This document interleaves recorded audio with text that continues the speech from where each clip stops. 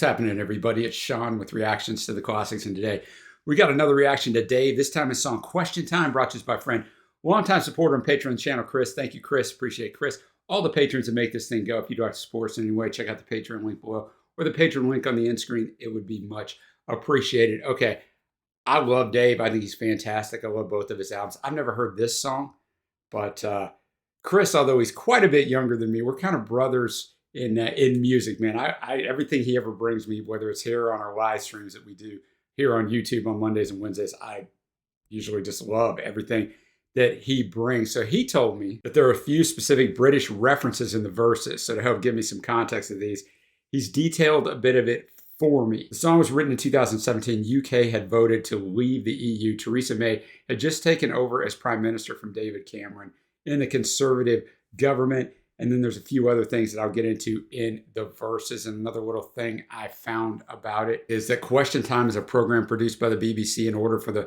Prime Minister to answer questions from the public. Dave is asking her questions no one would dare ask in the actual show. It criticizes both the political systems in the UK and the US and draws out important social events that are still awaiting justice. It's on Dave's EP, Game Over. Now, look, I say this before when I deal with the Stormzy Dave. Some of these things, I'm in the United States, are going to be lost on me to my UK brothers and sisters, but I'm going to do my best to keep up rolling on this one. I'm going to have the lyrics up, which is always important, but on stuff like this, it's highly important. Thanks again, Chris.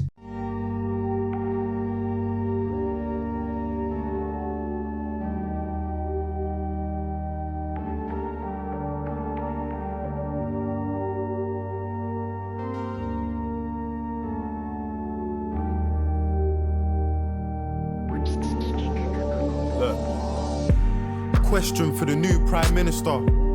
How do you have a heart so sinister? How are we so wasteful when people are dying in Somalia, Afghanistan, Egypt, Libya? The irony is we have no business in Syria, but kids are getting killed for all the business in Syria. And then they try and tell you that it's ISIS. In their attempts at killing it, how many civilians died? So what's the difference between us and them? When you got drones killing kids just touching 10, then when a bomb goes off, every politician's lost like that last strike. It didn't kill 100 men. You ain't the same as them, but all that fuel for the fire is what you gave to them and what you take from them.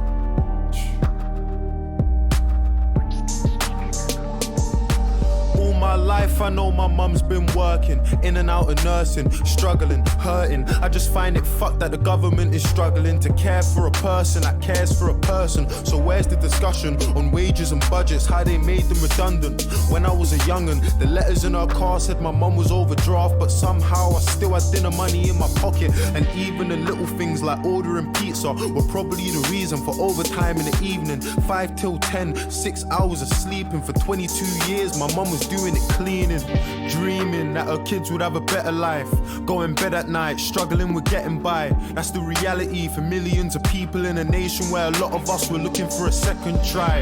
A question for the new Prime Minister, and please tell me if I'm being narrow-minded, but how do we spend so much money on defense and weapons to wage war when the NHS is dying, bursting at the seams? And what about the people that voted for us to leave for the money that it would see?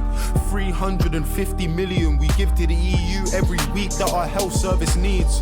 But now them politicians got what they wanted. Can you see an empty promise or a poster on the street? Nurses in tears cause they're working every hour of the week and they still don't have the money that they need. You brought the heart of the nation to its knees. Underpaid, understaffed, overworked and overseen by people who can't ever understand how it feels to live life like you and me. Patients lying in the corridors cause doctors can't even find a bed for them to sleep. I remember A&E and all them sickening screams of a little girl waiting for a surgeon to be seen. Privatized healthcare, guns for police, increased uni fees. Is this what they're selling us? Well, let me remind you, just in case you've forgotten, that we live in Great Britain, not in Donald Trump's America. Speaking of America, state and the president, with all due respect, I've got something to say to them. I just find it funny you can't give a hand to Palestine, but you can trade whole arms with Saudi Arabia.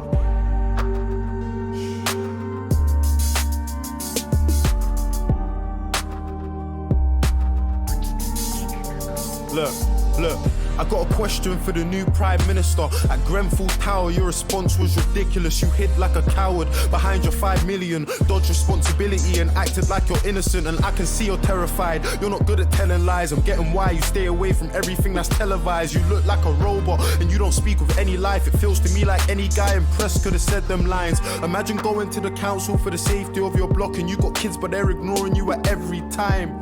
Everyone who knew about that cladding should really be going prison under rule of joint enterprise. But if it ain't a little kid with a knife, I bet that judge is going easy when he's giving him time. They don't deserve to be free. Any builder MP that knew about the conditions but did it to save cheese. When I listened to the things that the residents had seen, I was so shocked I couldn't even speak.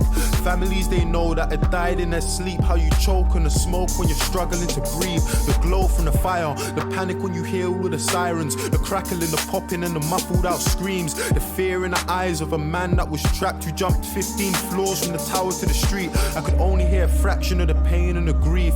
Closing my eyes, trying hard not to cry at the joy and relief in the face of a man when a woman from the flat said his neighbor was alive. No help from the council in keeping any list or the people that survived, his neighbors and peers. And for that whole meeting I could see that he was trying, so his smile was an island in a sea full of tears. Look, I got a message for our old Prime Minister, David Cameron.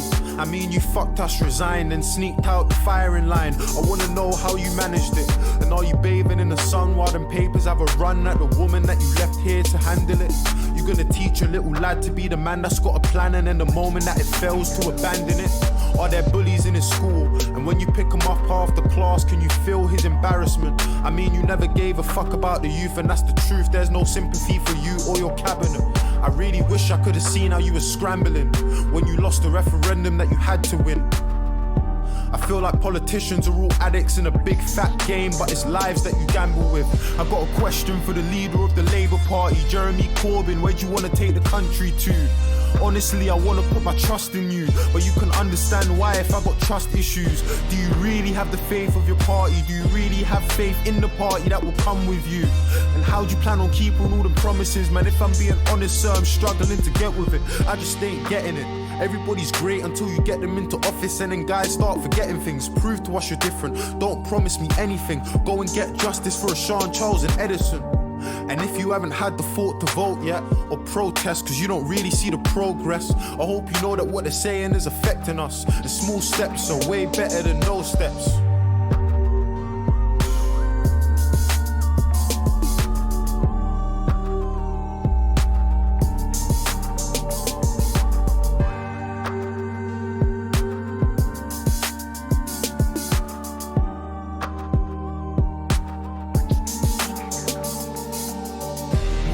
To accept responsibility for our actions and apologize.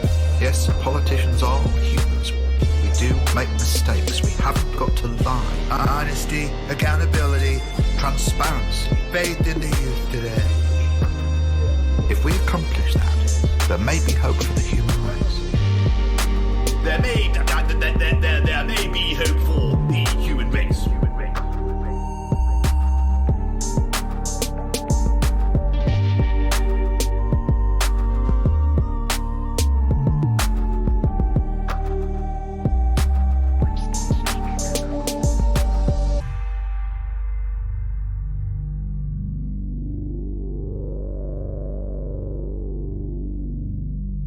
All right, question time. Whew, there's a lot of stuff. I think I tracked with most of it. I can imagine this came out in 2017 that it's probably quite controversial. I did read a little interview that Dave did about this song at the time, and just said he kind of wanted to give a little time capsule of what was going on, so he could go back in 10 years and listen and know that this was what was going on in his country. And he starts off right away. He said, "Look, I have a question for the new prime minister. How's your heart so sinister? Just how are you so wasteful when people are dying in Somalia, Afghanistan, Egypt, and Libya?" It's the age-old question where we pour all this money into defense, no matter what country it is. We definitely do in the U.S. We have people starving not only in other countries, but in our own streets, and we don't do anything to help them build one less battleship. Imagine how many people you could help. The irony is we have no business in Syria, but kids are getting killed for the business in Syria, and they try to tell you it's ISIS, and their attempts at killing it. How many civilians died? So what's the difference between us and them? Right, the collateral damage. We hear of citizens being killed by the other side wherever we're in a conflict, but we never hear about what our strikes do, whether it's missile strikes, drone strikes, whatever. So that's kind of what he's talking about in verse 1. Verse 2, talking about his mom all his life. She's been working in and out, a nurse, and struggling, hurting. He finds it F that the government is struggling to care for a person that cares for a person. So where's the discussion on wages and budgets? So, and it's saying how the letters in the car said his mom was overdraft, but he still had money in his pocket for dinner and pizzas, and she worked really late for 22 years. She was cleaning, doing all this other stuff, 5 till 10, 6 hours of sleeping, right? She was out there putting in the work. Now he gets into the question for the new prime minister. And he gets into that defense. How do we spend money on defense and weapons to wage war when the NHS is dying, busting into the seams, talking about all the people, in the healthcare system.